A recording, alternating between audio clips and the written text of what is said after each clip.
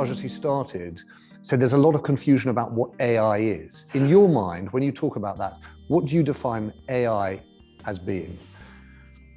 Well, AI is the technology that, with all the compute power, or with all the data, machine learning, deep learning, whatever it is, it's the additional intelligence enhancement that humankind could not do by itself.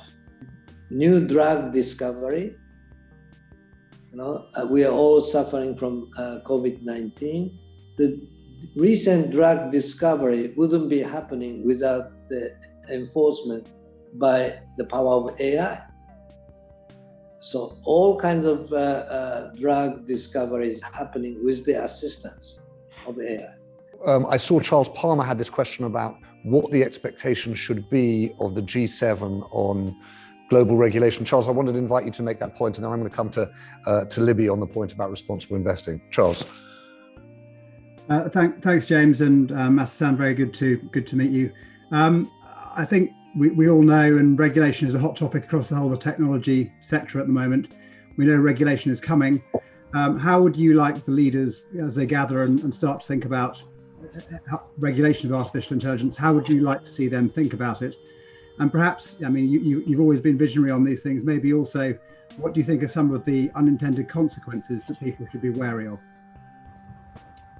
Well, regulators should definitely have much more stronger control of the, let's say, cyber security, cyber attack and virus.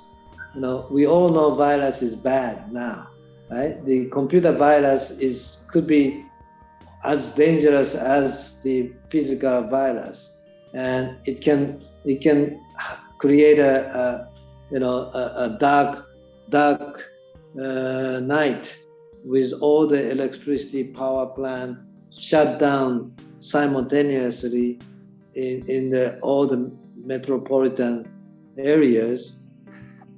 The debate around AI regulation can get bogged down in technicalities and legalese quite easily. And I just wondered, from your perspective as a former national leader, if you could talk about the political obligations around this debate. G7 are meeting at the moment. What would you say to political leaders in terms of what they should be doing in this space? How should they make sure that the debates around AI and regulation that we're having now are linked to democracy and the democratic process?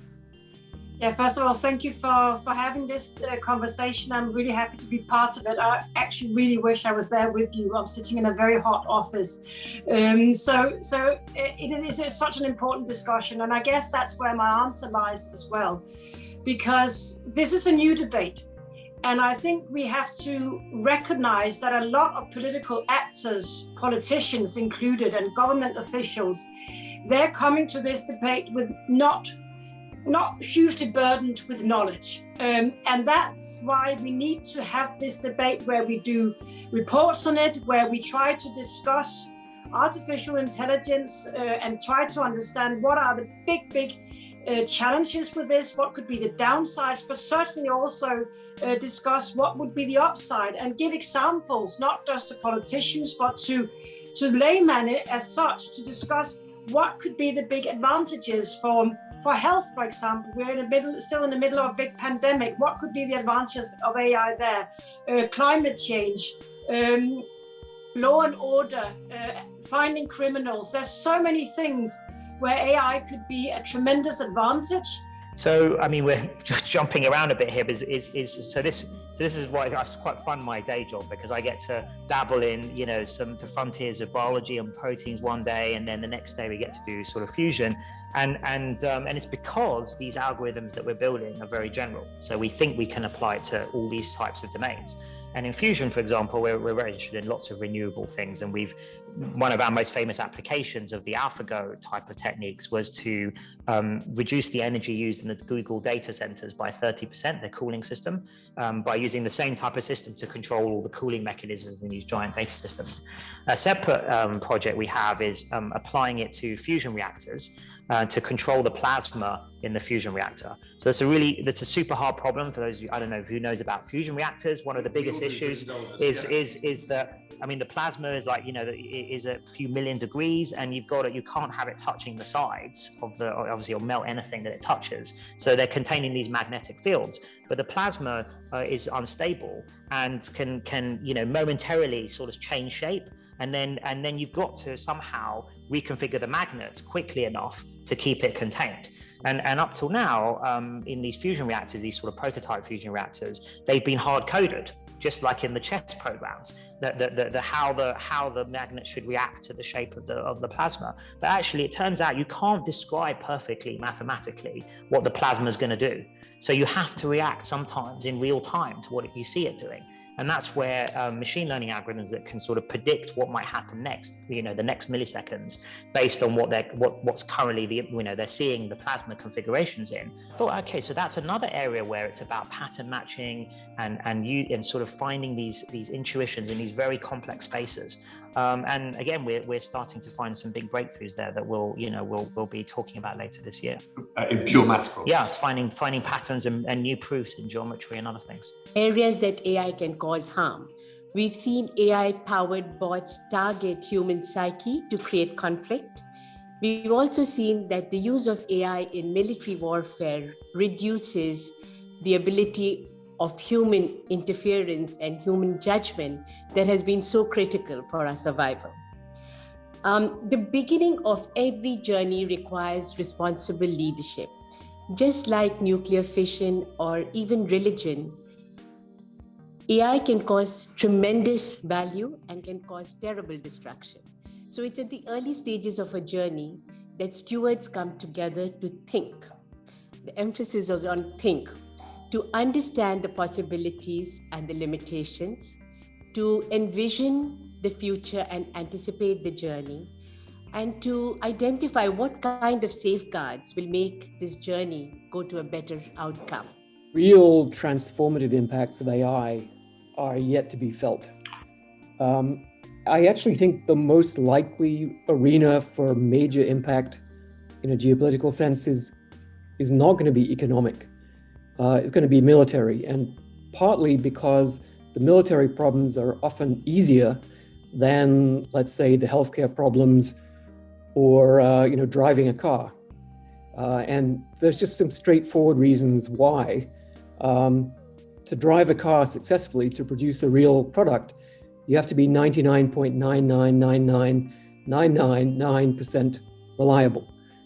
To kill somebody, you only have to be 50% reliable because we can send 2 of them. And so it's actually just much easier to do that kind of thing. I could build an effective killing machine with a few grad students in a term project. For me, the biggest concern isn't so much, AGI run amok or, Nick Bostrom's famous paperclip maximizer. It's the potential marriage of AI and synbio, synthetic biology platforms, which would take them out of the hands of experts who today are pretty much the only people who can fabricate complex viruses and proteins, and in effect democratize the access so that your average sociopathic maniac might be able to more efficiently synthesize a combination that had the lethality of H5N1 with the transmissibility of H1N1, and we would have a real killer pandemic on our hands, and not just the inconvenience of the current pandemic, which has kept me in an amber country from being with you there today. Then it's quite likely they're going to have these structural changes. We're going to think about these things in different ways. And I want to bring up back to something that Masa-san said early on when I asked the question about competitive dynamics, because my view is that the competitive dynamics of AI look very different to a kind of Marshallian economy where you can get this sort of even competition between companies, that you get this increasing returns to scale. And Masa sort of implied it by saying that there will be thousands of niches. Within each niche, there will be this dominant company. Yeah.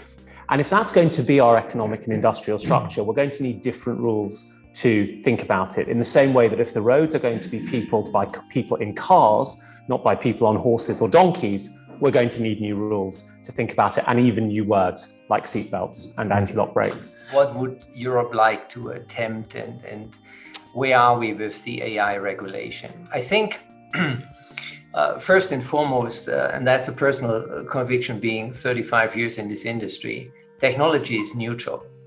What's going to happen with technology is very much dependent on what human beings make out of it. Are they making good use or less good use out of it? So that's as a basis. And I think Europe is trying to instill trust into artificial intelligence by curbing some bad uses of AI, while still allowing for AI innovation, which quite frankly is incredibly, incredibly important. The first and only thing from my perspective, the European governments and governments around the world should prevent is consumers and users seeing artificial intelligence application as untrustworthy, non-transparent, and dangerous to our values. So I think trust is really the key here. As Matt said, I think our experience with Element AI was very educational. But the way we think about AI is we do believe that every company needs to have some sort of AI strategy. And it may not be immediate, like i.e. when we're investing in seed stage, they may not have that AI strategy in place today, but we believe that they need to be thinking about it from the seed stage. And we often think of companies in one of two buckets. One is AI first. And AI first companies are companies that would not exist if it were not for AI. So AI is core to their value proposition. So examples of this from our portfolio is a company called MindBridge, which uses AI for auditors in order to identify fraud at scale. Another company is Canvas, and that's in the industrial space and uses AI to improve industrial operations. Those companies would not exist if it were not for AI. And then there's the other type of company, which we call AI enabled, which the business would exist without AI, but they are using AI in order to improve their efficiency. And so examples in this would be a lot of e-commerce businesses or marketplace types of businesses. So that's those are two lenses that we often look at AI through. Responsible investing in AI takes setting really hard boundaries at this point. And if you don't know what those boundaries are at this point, I think it's worth not considering not investing in AI until you have them, and then going very deep. And so, for example, a hard boundary is things like no facial recognition, no weapon systems, et cetera, et cetera. Hard boundaries can also include addressing a question in the chat, which agencies you're going to align yourself with, because if you go deep enough in this field, you will have to make a choice. You will have to make a choice about which side of the fence you sit on, which sovereign states you're going to align yourself with or not. And that choice will be forced on you. And I think anyone who's been deep enough in this field has had to make that choice at some point.